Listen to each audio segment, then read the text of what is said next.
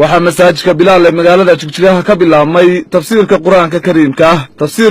kariimka oo uu sheekh cabdinaasir xuseen cismaan ku akhriyi jiray masaajidka bilaal uuna 3 jeer hore ku dhameeyay masaajidka bilaal ayay dawladii hore deegaanka ka arrimin jirtay joojisay muddo 4 sano iyo bilah tafsiirka oo ah barashada diinta islaamka bulshada islaamkaana muhiim u ah ayay dawladii hore ka joojisay muslimiinta baranaysay cilmiga diiniga haddaba nasiib wanaaga alle ayaa mar kale u fududeeyay muslimiintan inuu dib ugu bilaabmo tafsiirku waxaana masaajidka salaadii maqrib caawa soo buux dhaafiyay muslimiinta jecel barashada diinta islaamka isla markaana aad u soo dhaweeyay sheekh cabdinaasir xuseen cismaan oo ah culimada aadka loo jecel yahay inuu mar kale dib ugu bilaabo tafsiirka sheekh cabdinaasir xuseen cismaan ayaa sidan u bilaabay tafsiirka quraanka kariimka waxa uu sheegay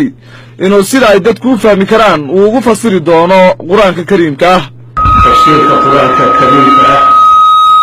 وقت أدب حرج بري مربنا إلى صدح دور بين الرمائين بعد بين أفعل البري إن كتب المساجد قرب بين ويرياي صدح دور لما ينضبر بكفى إليه تدعى ضبرا أو بلا هذا مكان مجالدي نحمر مرة تفر برنبا إلى وان فهمنا إليه وإسلامه أفر سنة يبلغوا إلى رحبنا لكي ولا تشوتي يروح ويولي كتاب كي ولا تشوتي يميات خوقا معي بس هو أقول شرحا ما هو خوقا عيوان لكن أنا كل يوم أنا بقول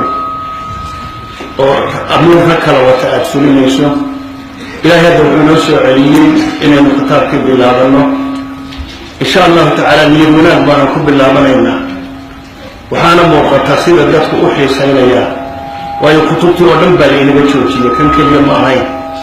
kutubtii oo dhan baa la inaga joojiyay ilaahayna hadduu nagu simo waynu dhammaynaynaa waana aqriyaynaa waxaan ku dadaalaynaa insha allah inta tabarteenna ah inaan si dadka u cunantaa aynu u aqrino si dadka u cunanto dadku fahmi karaan waxaana bilaabista tafsiirka quraanka kariimka si weyn u soo dhaweeyay muslimiinta jecel barashada diinta islaamka waxaana kamid ahaa Junayd Xamsi Yuusuf ku xogeenka golaha arrimaha islaamka markaan bulshada ku booriyay inay ka faa'iideystaan barashada tafsiirka quraanka waxaanu ku faraxsanahay soo noqodka uu soo noqday kitaabka tafsiirka kariimka quraanka kariimka waana soo dhaweynaynaa bulshadana waxaan u sheegaynaa inay ka faa'iideystaan oo maaragtay arrinta iyada aad iyo aad uga faa'iideystaan kitaabkooda sidan maaragtay faraha badan ee ilaahay nicamtiisa in lagu mahadiyo ilaahay subxaanahu wa tacaala dadkan faraha badan ee maaragtay amateedka badan u haya kitaabkooda waa alxamdulilah waxaa macnaha ilaahay subxaanahu wa tacaala nicamtiisa in ilaah u mahadina ka mid aha ood ogtihiin in kitaabkani 4 sano uu taagnaa oo la joojiyo nidaamkii hore uu joojiyey nicamta ilaahay waxaa ka mid ahaa in ilaahay inoo keenay maaragtay dawladeenna cusub iyo nidaamka maaragtay dawladda cusub oo maaragtay diintii ay furfuraan fara badan iyo in ummadooda ay ka faa'iideystaan ay ku dhawaaqeen oo madaxweynaheena mudane Mustafa uu maaragtay cadeeyay in diintu ay maaragtay ummaddu say doonto ilaahay u caabudayaan